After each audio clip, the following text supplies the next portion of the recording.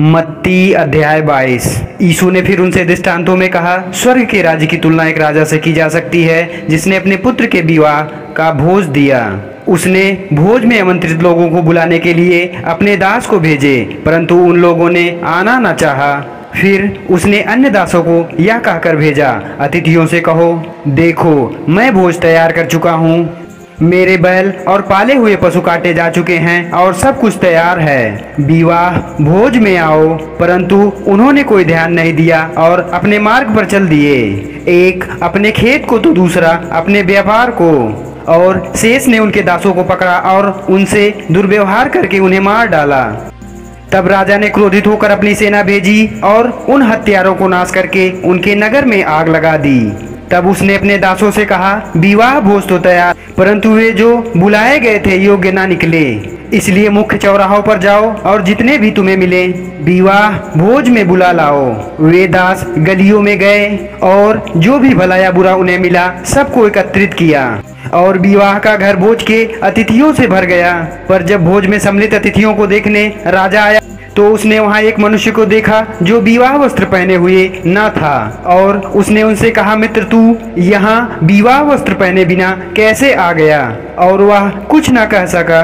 तब राजा ने अपने नौकरों से कहा, उसके हाथ और पैर बांधकर उसे बाहर अंधकार में डाल दो, वहाँ रोना और दांत पीसना होगा, क्योंकि बुलाए हुए तो बहुत हैं परंतु चुने हुए थोड़े हैं।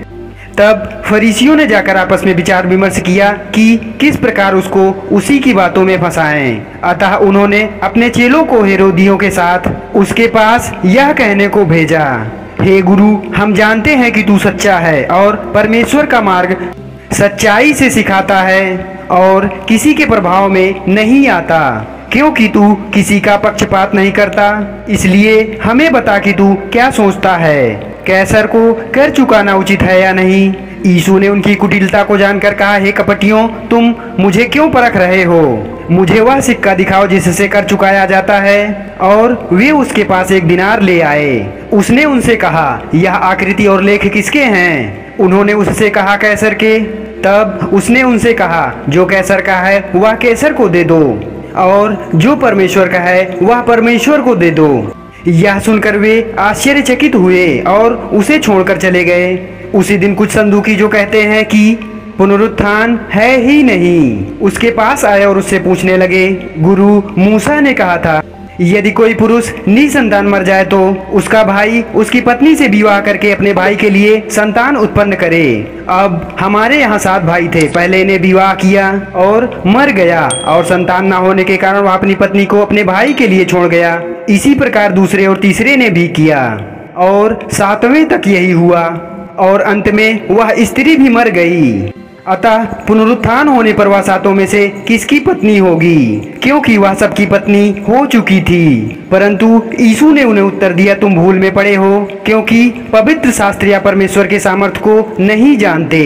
क्योंकि पुनरुत्थान होने पर ना तो लोग विवाह करते हैं और ना ही विवाह में दिए जाते हैं, परंतु वे स्वर्ग में दूतों के समान होते हैं।